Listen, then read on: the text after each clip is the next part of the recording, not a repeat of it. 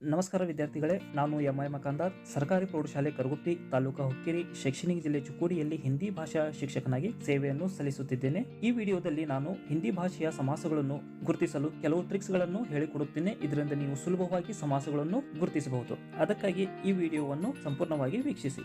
ವಿದ್ಯಾರ್ಥಿಗಳೇ, ಮೊದಲಿಗೆ ಸಮಾಸ ಎಂದರೆ ಏನು ಅಂತ ನೋಡೋಣ. दो या दो से अधिक शब्दों के मेल से बने नए शब्द को समास कहते हैं. दो या दो से अधिक शब्दों के मेल से बने नए शब्द को समास कहते हैं.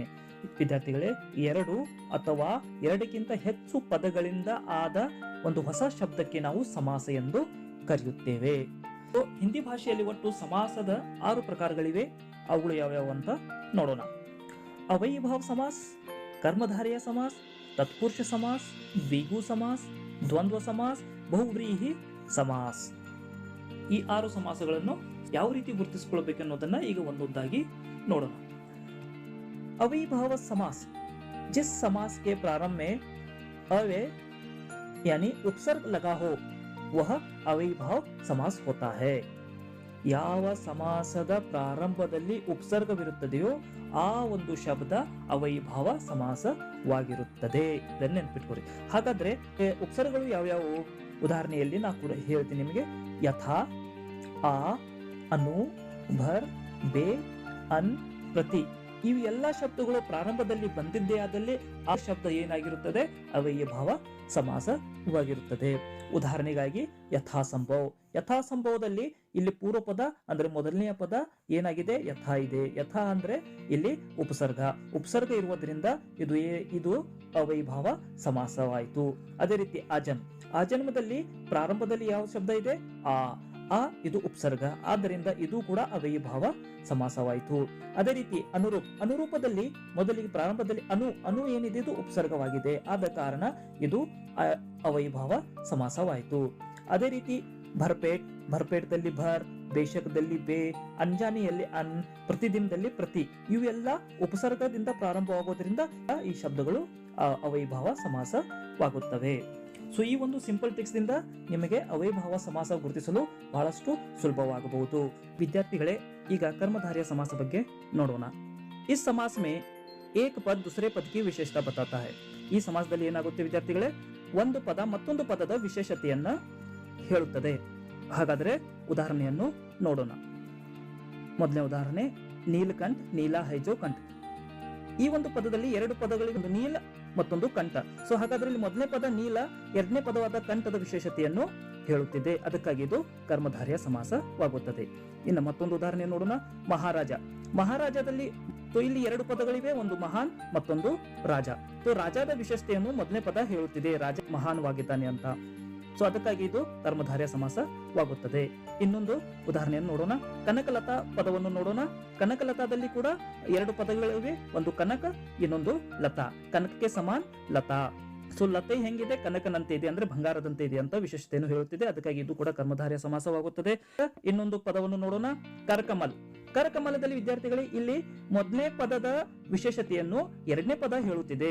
ಹಾಗಾದ್ರೆ ಇಲ್ಲಿ ಕಮಲ ರೂಪಿ ಕರ್. ಹಾಗಾದ್ರೆ ಇಲ್ಲಿ ಕೈಗಳು ಹೇಗಿವೆ?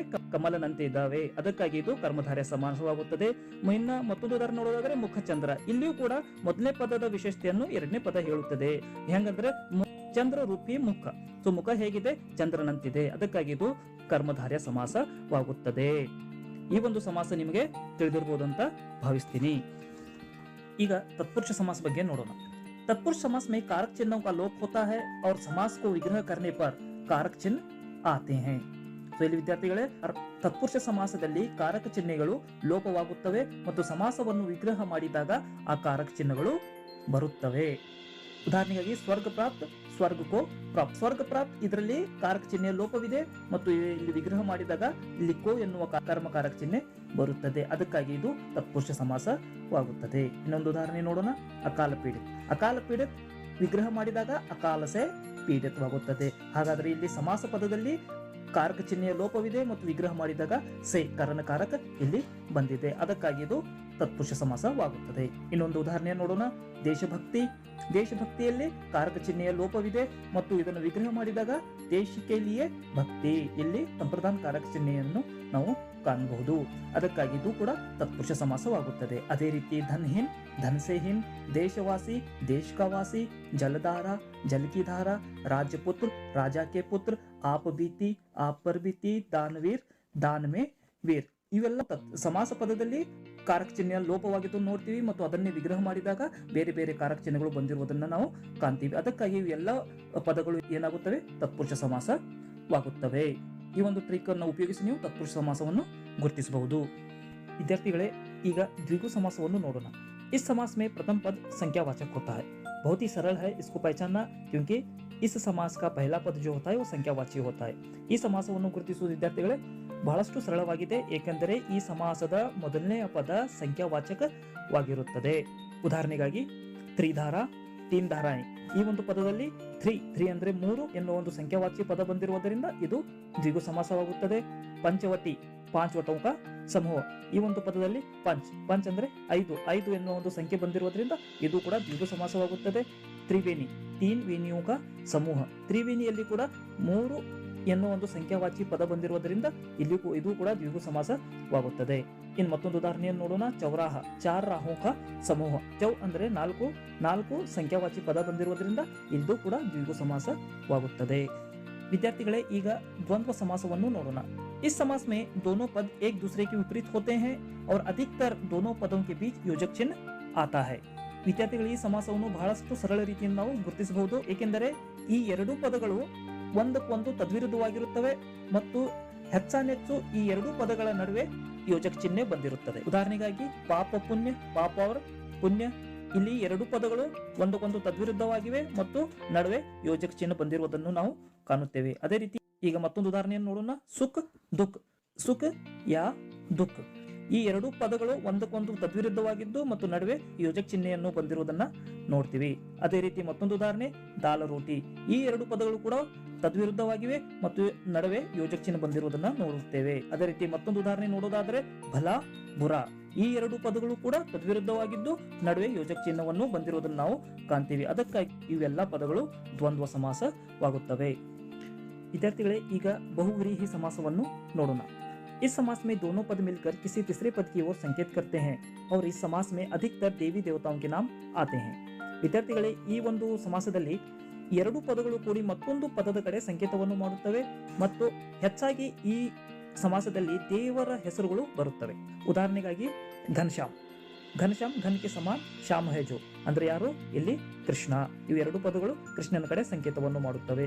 ಅದೇ ರೀತಿ ಲಂಬೋದರ್, ಲಂಬಾ ಹೈ ಉದರ್ ಜಿಸ್ಕಾ ಅಂದ್ರೆ ಯಾರು, ಗಣೇಶ. ಇವೆರಡು ಪದಗಳು ಗಣೇಶನ ಕಡೆ ಸಂಕೇತವನ್ನು ಮಾಡುತ್ತಿವೆ. ಅದೇ ರೀತಿ ಚಕ್ರಪಾಣಿ, ಚಕ್ರ ಹೈ ಹಾತ್ ಮೇ ಜಿಸ್ಕೆ ಅಂದ್ರೆ ಯಾರು, ವಿಷ್ಣು. ಅಂದ್ರೆ ಈ ಚಕ್ರ ಮತ್ತು ಪಾಣಿ ಈ ಎರಡು ಪದಗಳು ವಿಷ್ಣುವಿನ ಕಡೆ ಸಂಕೇತವನ್ನು ಮಾಡುತ್ತಿವೆ. ಅದೇ ರೀತಿ ತ್ರಿನೇತ್ರ, ತೀನ್ ಹೈ ನೇತ್ರ ಜಿಸ್ಕೆ ಅಂದ್ರೆ ಯಾರು, ಶಿವ. ಅಂದ್ರೆ ಈ ತ್ರಿ ಮತ್ತು ನೇತ್ರ ಶಿವನ ಕಡೆ ಸಂಕೇತವನ್ನು ಮಾಡುತ್ತಿವೆ. ಅದೇ ರೀತಿ ನೀಲಕಂಠ, ನೀಲ ಹೈ ಕಂಠ ಜಿಸ್ಕ ಅಂದ್ರೆ ಯಾರು, ಶಿವ. ಅಂದ್ರೆ ಇವು ಎರಡು ನೀಲ ಮತ್ತು ಕಂಠ ಎರಡು ಪದಗಳು ಶಿವನ ಕಡೆ ಸಂಕೇತವನ್ನು ಮಾಡುತ್ತಿವೆ. ಅದೇ ರೀತಿ ದಶಾನನ್, ದಸ್ ಹೈ ಆನಂದ್ ಜಿಸ್ಕೆ ಅಂದ್ರೆ ದಸ್ ಹೈ ಮುಖ ಜಿಸ್ಕೆ, ಕಿಸ್ಕೆ ಹೈ ರಾವಣ್ ಕೆ ಅಂದ್ರೆ ಯಾರ ಮುಖ ಹತ್ತಿವೆ, ರಾವಣನ ಮುಖ. ಹಾಗಾದ್ರೆ ದಸ್ ಮತ್ತು ಆನಂದ್ ರಾವಣನ ಕಡೆ ಸಂಕೇತವನ್ನು ಮಾಡುತ್ತೇವೆ. ಅದೇ ರೀತಿ ಇವು ಎಲ್ಲ ಉದಾಹರಣೆಗಳಲ್ಲಿ ನೋಡಿ ವಿದ್ಯಾರ್ಥಿಗಳೇ ಹೆಚ್ಚಾನೆಚ್ಚು ದೇವರ ಹೆಸರುಗಳು ಬಂದಿದ್ದನ್ನ ನಾವು ಕಾಣುತ್ತೇವೆ. ಅದಕ್ಕಾಗಿ ಇವೆಲ್ಲ ಪದಗಳು ಬಹುವ್ರೀಹಿ ಸಮಾಸವಾಗುತ್ತವೆ.